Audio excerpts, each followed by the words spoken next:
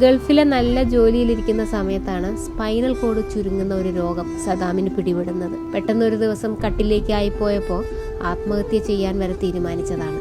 രോഗത്തിന് മുന്നിൽ അങ്ങനെ തോറ്റുകൊടുക്കാനുള്ളതല്ല ജീവിതമെന്ന് ഇപ്പൊ സദാമിന് അറിയാം. കഴിഞ്ഞ 2 വർഷമായി ഒരു ചെറിയ കട നടത്തുകയാണ്.